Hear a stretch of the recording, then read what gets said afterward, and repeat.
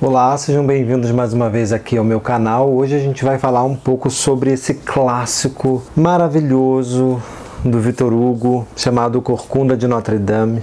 Logo depois da vinheta, vamos lá.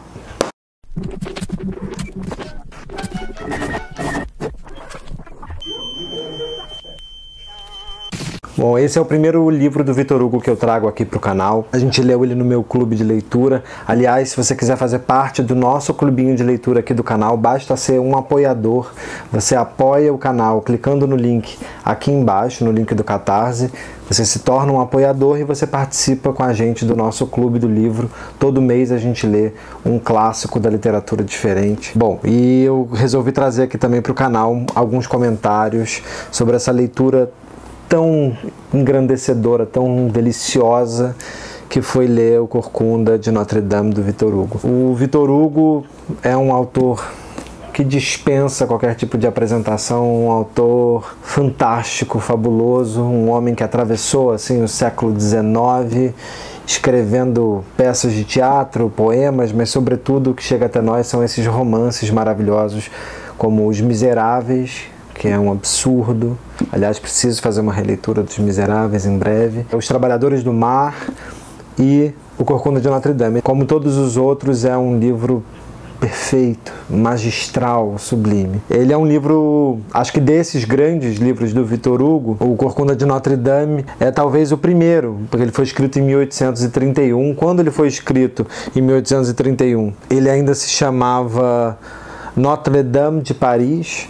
Esse é o título original, né, da obra, Notre Dame de Paris, porque o livro vai se centrar na catedral e não necessariamente no Corcunda, mas esse título ele acaba recebendo na publicação inglesa do livro em 1833, e aí logo depois em outras edições, depois de 1833, passam a assumir esse outro nome, e é como ele é conhecido até hoje, né, o Corcunda de Notre Dame. Muito diferente das adaptações que a gente está acostumado. Eu cresci vendo a adaptação dos anos 90 da Disney. Esse é o nosso referencial, então é um referencial meio edulcorado assim da história do Corcunda. O próprio personagem do Quasimodo nos parece, assim, na minha memória pelo menos, que ele é uma pessoa muito bondosa, apesar da sua aparência, que para muitos é desagradável. Ele é uma pessoa amorosa e tal. Isso não é o que a gente vai encontrar aqui no livro, sobretudo o final do livro, que eu não vou contar aqui, mas que é completamente diferente do filme. Enfim, o livro é super absurdamente trágico. Mas também, sobretudo, a própria estrutura do romance, ela é magnífica e super complexa. O que o Victor Hugo vai fazer aqui, na verdade, é uma espécie de panorama de uma Paris medieval, porque apesar de escrever em 1831 o livro, ele se passa todo no século XV, em 1482, ele especifica o ano logo no início do romance, e a gente vai ter esse painel medieval belíssimamente composto pelo Victor Hugo, e a obra vai justamente começar com a apresentação de uma peça teatral, um mistério. O mistério, junto com a moralidade, eram gêneros dramáticos comuns no período medieval na Europa. Então aqui a gente vai ter o contexto de uma representação de um desses mistérios, e justamente é nesse cenário inicial que o Victor Hugo vai apresentar toda a sorte de personagens que a gente vai ver desfilando ao longo de todo o romance.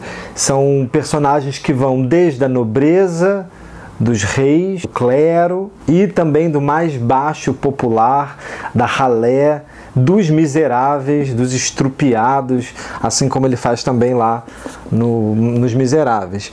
Só que aqui num contexto de uma Paris medieval.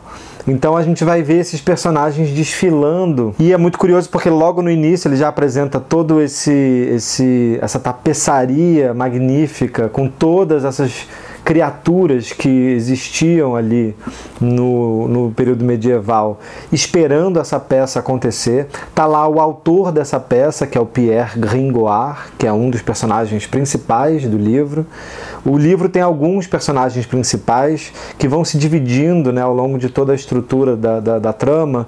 Então, e por isso mesmo ela não vai estar necessariamente centrada apenas no Corcunda. Então a gente tem lá o Pierre Gringoire, que está apresentando uma peça. As pessoas estão muito ansiosas para que comece logo essa representação, elas querem algum tipo de divertimento, né?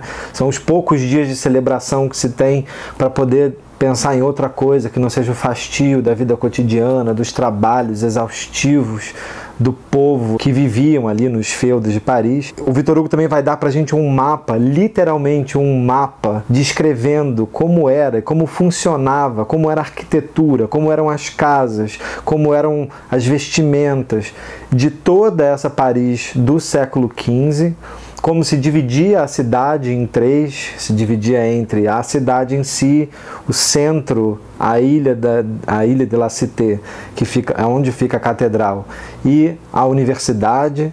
Paris se dividia em três, né, três corpos. E assim como no início do livro a gente tem todo o povo reunido, a gente também vai ter depois, isso tanto no início quanto no final da narrativa, todo o povo de Paris presente em acontecimentos muito grandiloquentes nesse épico, dramático, romântico que o Victor Hugo compõe.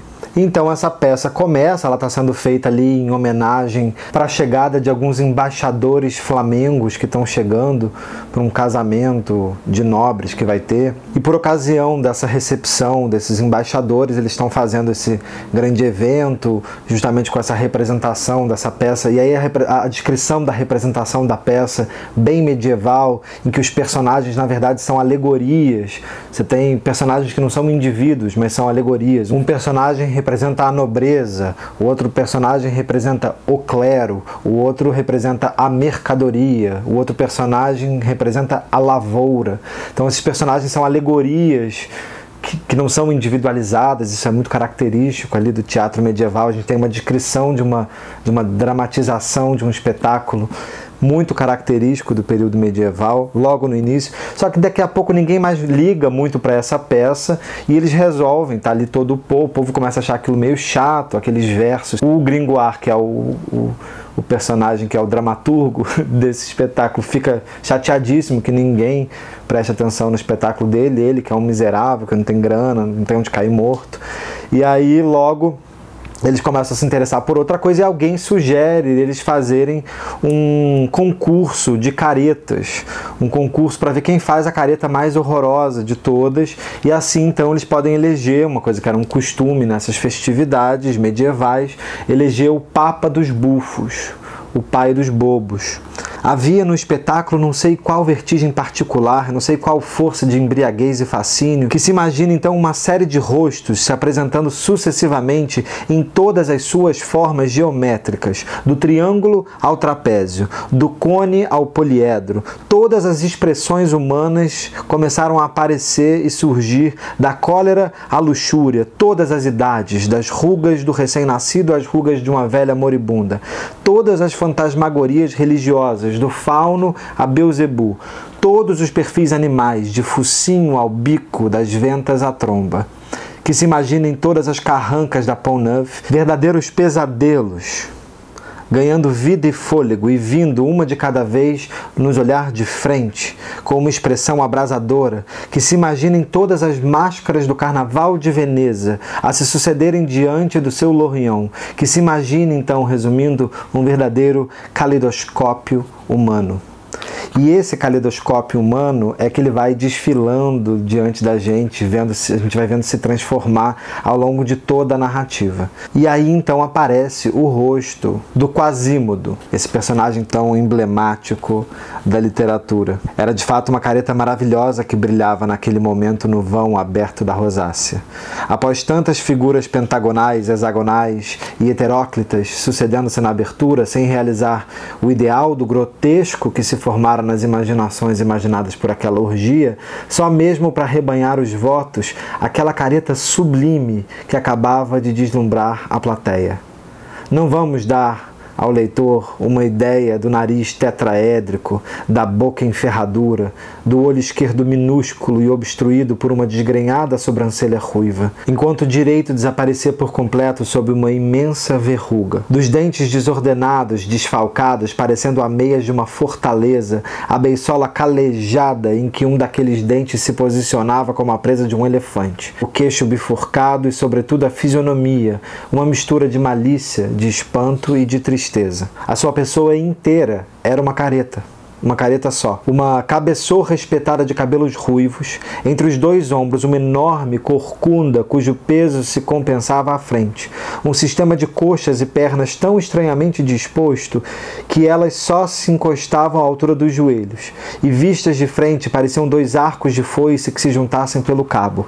Pés grandes, mãos monstruosas e, completando toda essa deformidade, uma atitude de aterrorizantes vigor, agilidade e coragem. Um gigante quebrado e mal colado. Pela perfeição da sua feiura, o populacho o reconheceu imediatamente e exclamou em uníssono: "É Quasímodo, o Cineiro!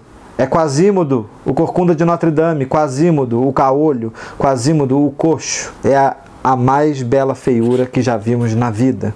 E então eles elegem ele como o Papa dos Bufos. E o Quasímodo é, além de tudo, surdo. E em todo o romance ele é um personagem muito bruto e muito triste, ao mesmo tempo reproduz uma crueldade também, de certa forma. Então ele não é aquela doçura que a gente está acostumado. Ele foi deixado, né, na catedral, abandonado, na verdade, colocado na porta da catedral para ser adotado, mas ninguém queria adotar, e as pessoas que passavam achavam que deviam matar, que ele provavelmente ele era um demônio, era uma deformidade da natureza. E o Claude Frollo, que é o arquidiácono da Catedral de Notre Dame, é o único que acaba se compadecendo daquele neném deformado, e o acolhe e o transforma em Cineiro de Notre Dame. Mas por conta dos altos sons dos sinos, ele acaba ficando surdo. Logo depois, enquanto ele desfila pela cidade como Papa dos Bufos, então a gente tem a visão da belíssima Esmeralda, que é uma cigana que dança pelas praças de Paris em troca de alguns trocados, junto com a sua cabra, a cabra de Jali, a quem ela ensina alguns truques para poder ganhar dinheiro. As pessoas ficam fascinadas com os truques da cabra e com as danças da cigana. Então, em contraponto a essa feiura, a esse horror grotesco do Quasímodo, a gente tem a beleza quase celestial da Esmeralda. Ela é quase uma deusa, quase uma divindade. Se a jovem era um ser humano, uma fada ou um anjo, foi algo que Gringoire, por mais filósofo cético que fosse, por mais poeta irônico que fosse, não conseguiu decidir de imediato, de tanto que a deslumbrante visão o fascinou. Ela não era tão grande quanto a primeira impressão levava a crer por causa da fina cintura que afoitamente se retorcia. Ela era morena, mas podia-se imaginar que, à luz do dia, a pele tinha o reflexo dourado das andaluzas e das romanas. O pezinho era também andaluz, pois se mostrava simultaneamente tolhido e à vontade na graciosa sapatilha. Dançava, piruetava, rodopiava em cima de um velho tapete persa, negligentemente estendido a seus pés, e toda vez que, a esvoaçar, o rosto da dançarina passava à frente de um espectador, seus grandes olhos negros relampejavam. Ao redor, todas as atenções estavam fixas, todas as bocas abertas, e de fato, enquanto ela assim dançava ao som do pandeiro, que seus dois braços roliços e puros erguiam acima da cabeça delicada, frágil e viva como uma vespa, vestindo um corpete dourado sem qualquer dobradura, os ombros nus, a saia colorida que inflava e deixava às vezes que se vissem as pernas finas, os cabelos pretos, os olhos ardentes, era uma criatura sobrenatural. Na verdade, pensou Pierre Gringoire, é uma salamandra, é uma ninfa, é uma deusa, é uma bacante dos montes de Mênalo. Nesse momento, uma das tranças presas à cabeça da salamandra se soltou e a peça de cobre amarelo que a prendia rolou por terra. Nada disso. Era uma cigana. Eram contínuos desabrochares quando ela cantava, de melodias, cadências inesperadas, frases simples, semeadas de notas afiadas e cortantes, com saltos na escala que deixariam tonto um roxinol, mas em que a harmonia se mantinha sempre com ondulações de oitavas a subirem e descerem, acompanhando o peito da jovem cantora. O seu belo rosto seguia com singular mobilidade todos os caprichos da canção que ela cantava, desde a inspiração mais afoita à mais casta dignidade. Ouvindo-a cantar, também podia-se pensar se tratar de uma louca, mas também de uma rainha. Então aqui também, mesmo na descrição da própria Esmeralda, a gente já vê que tem um passeio entre o alto e o baixo, assim como ele faz com a própria narrativa no livro todo. Ele passeia, vai ter descrições de nobres senhoras, de mulheres da nobreza, vai ter descrições da burguesia, vai ter descrições dos trabalhadores, vai ter descrição dos mendigos, por exemplo, também no Pátio dos Milagres, que é uma coisa assim, é um festival de pessoas com as mais diversas doenças, com os corpos desmembrados, os piores horrores e as mais delicadas maravilhas, belezas, as coisas mais sublimes.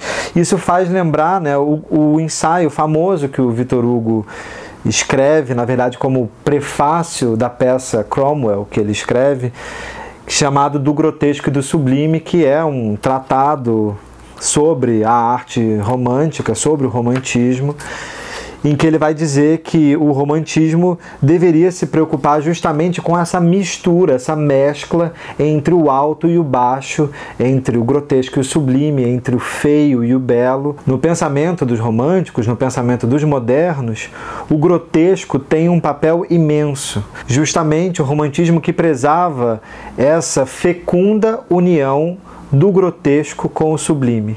É daí que nasce o gênio romântico, o gênio moderno, tão complexo, tão variado nas suas formas, tão inesgotável nas suas criações. E nisso, bem oposto à uniforme simplicidade do gênio antigo, e aqui ele está negando a estética clássica, né, do Renascimento e do classicismo francês, do neoclassicismo francês. Ele falava que o romantismo, justamente inspirado muito no Shakespeare, em como Shakespeare passeava entre o alto e o baixo, entre os gêneros, misturando comédia com tragédia, o grotesco com o elevado. Ele faz isso aqui, e ele faz isso aqui mostrando essa Paris medieval em que tudo isso está mesclado, tudo isso está de alguma forma misturado. A beleza nessa feiura do Quasimodo é uma feiura quase perfeita, de tão grotesca, e há também quase um perigo, um pavor que essa feiticeira, deusa, bruxa,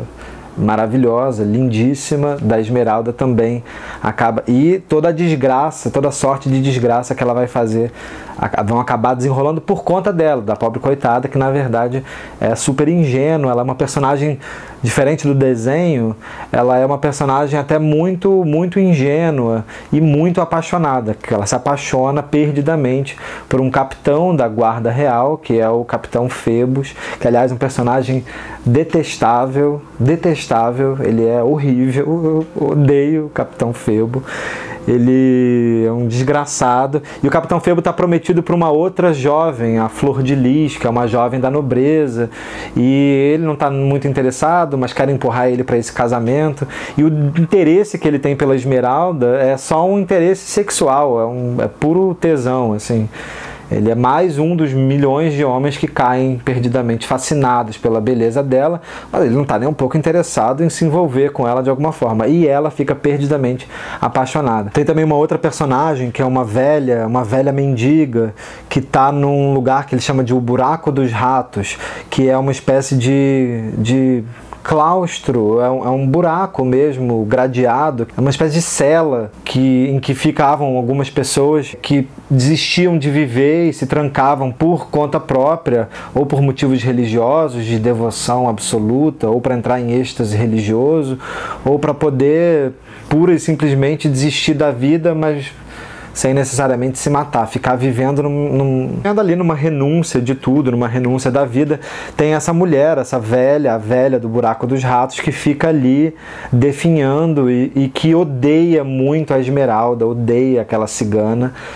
E depois a gente vai ver, porque passam 3 senhoras, 3 moças burguesas que acabam comentando sobre essa velha, e aí a gente acaba ouvindo. É muito lindo como o Victor Hugo também tece a narrativa a partir do olhar de outros personagens que vão passando.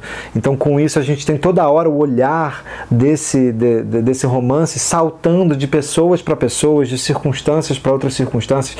Vai da Catedral de Notre Dame, de repente desce, vai pro Buraco dos Ratos, vai pro Pátio dos Milagres, junto com todos os mendigos. Daqui a pouco vai pro rei na Bastilha, junto com os outros nobres. Daqui a pouco vai pro ambiente do Febo, indo visitar a Flor de Lis, que está costurando uma tapeçaria. Então, assim, realmente é como um dos capítulos aqui do livro diz, um sobrevoo por Paris, né? Tem um capítulo que se chama Um Sobrevoo por Paris, em que ele vai descrever toda a cidade. O Victor Hugo tem esses momentos nos romances em que ele faz essa pausa na narrativa para poder dar realmente um contexto imenso, detalhado, como um livro de história mesmo, mas muito bem escrito, né? Belíssimamente escrito, sobre os costumes, sobre a política, sobre as vestimentas. Então realmente é um teatro com muitos personagens que a gente vê desfilar aqui. Tem também um capítulo que é o capítulo em que ele vai falar sobre a Catedral de Notre Dame, descrevendo ela em todos os riquíssimos detalhes. Então, se você nunca foi a Paris e nunca entrou na catedral, você pode ler aqui e realmente fazer um passeio, uma visita guiada pelo Victor Hugo, com todas as camadas de história que a catedral, que é uma das mais antigas de Paris, tem naquele edifício. E ele vai fazer um ensaio sobre arquitetura, um ensaio belíssimo sobre arquitetura, dizendo justamente que esses edifícios grandiosos, como a Catedral de Notre Dame, são como uma espécie de livro da humanidade, onde, apesar de ser um livro de concreto, a história vai sendo escrita e cada página de história vai dando uma nova cara para esse edifício. Esse livro justamente que foi escrito como uma defesa da Catedral de Notre Dame, uma catedral que ali no século XIX, na época que o Victor Hugo escreve, estava meio esquecida e abandonada, e que então, com o sucesso do romance, que os olhos vão se voltar novamente para a catedral, e ela inclusive vai ser restaurada, enfim. Então parte também da retomada de uma imagem desse importante edifício histórico se dá por conta do romance do Victor Hugo. Essas construções híbridas, como a Catedral de Notre Dame, não são as menos interessantes para o artista, nem para o antiquário, nem para o historiador. Fazem-nos sentir o quanto a arquitetura é algo de primitivo, pois demonstram como os vestígios ciclópicos, as pirâmides do Egito, os gigantescos pagodes hindus, que os maiores feitos da arquitetura não são obras individuais, são obras sociais. São antes a concepção trabalhada de um povo, e não a inspiração de um homem, de um gênio. São o legado de uma nação. Os acervos produzidos pelos séculos, os resíduos das transformações sucessivas da sociedade humana. Ou, resumindo, são formações, por assim dizer. Cada fluxo do tempo se superpõe, põe uma nova camada no monumento. Cada geração acrescenta a sua pedra. É como fazem os castores, é como fazem as abelhas, é como fazem os homens. O grande símbolo da arquitetura, Babel, é uma colmeia. Os grandes edifícios, como as grandes montanhas, são obras dos séculos. Inúmeras vezes a arte se transforma, enquanto elas ainda estão em processo. São obras ininterruptas e tranquilamente a obra continua segundo a arte transformada. A arte nova se apossa daquele monumento tal como ele se encontra e incrusta-se nele, assimila-o, desenvolvendo a sua própria maneira e o conclui, se possível for. A coisa se realiza sem problema, sem esforço, sem reação, segundo uma lei natural e tranquila. É um enxerto que acontece, a seiva que circula e a vegetação tradição que se recobra. Evidentemente, há nessa fusão sucessiva de várias artes, em vários níveis, num mesmo monumento, matéria para livros inteiros. E muitas vezes temos ali a história universal da humanidade. O homem, o artista e o indivíduo se apagam nessas grandes construções sem nome de autor. A inteligência humana nelas se resume e se totaliza. O tempo é o arquiteto, o povo é o pedreiro. É uma descrição lindíssima sobre a arquitetura, sobre a estrutura desses grandes edifícios, mas como eles são realmente obras da humanidade. Depois ele vai fazer um paralelo também lindíssimo entre o livro, e é no século XV que a gente tem a revolução, a invenção da imprensa, da prensa de Gutenberg. Então ele vai dizer que o livro, isso é um dos medos do próprio clero aqui no livro, o livro, a invenção do livro impresso é também uma catedral, é uma construção arquitetura.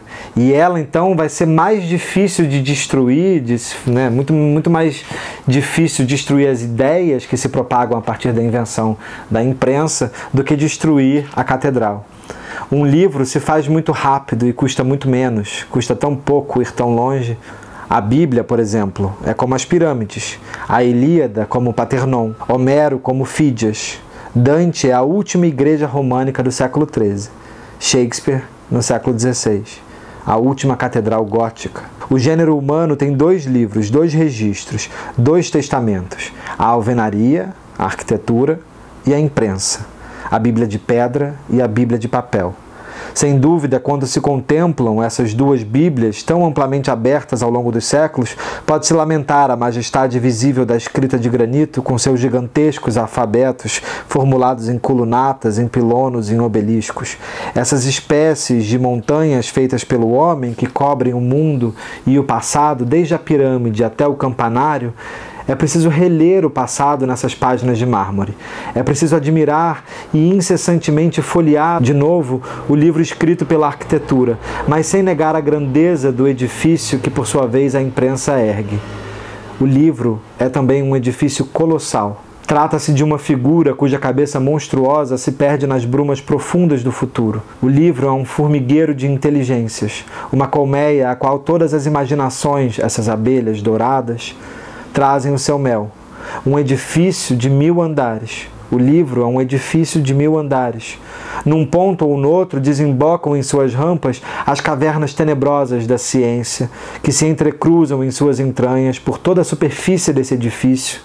A arte resplandece em seus arabescos, rosáceas e rendados. O gênero humano inteiro comparece nos andaimes. Cada espírito é um pedreiro. Vai falar que o livro é essa espécie de catedral das ideias, em que as ideias formam arquiteturas tão sublimes quanto a própria catedral. E é isso que ele faz com esse livro. Ele tece esse painel lindíssimo, histórico, mas não só histórico, também sobre as mais diversas personagens humanas. Enfim, é tudo muito lindo, muito lindo. E você vai lendo, assim, chega uma hora que você realmente fica tão investido em saber o que vai acontecer. É tão perfeita a forma como o Victor Hugo vai compondo esses fios narrativos, essas tramas tão vastas que vão para todos os lados.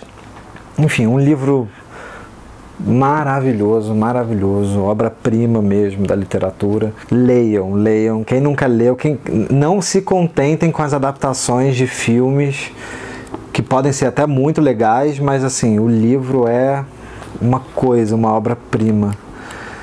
Cada descrição aqui tão linda. É livro pra gente reler sempre. É isso. Se você gostou desse vídeo, não deixe de deixar o seu comentário aqui embaixo. Me sugere também que livros você quer ver aqui no canal, que obras da literatura você gostaria de ver comentadas aqui por mim no meu canal. Apoie o canal se você puder, clicando no link aqui embaixo. E a gente se vê num próximo vídeo aqui do canal sobre mais clássicos da literatura maravilhosos como esse. Um beijo para todo mundo, a gente se vê no próximo vídeo aqui do canal. Até a próxima, valeu, tchau.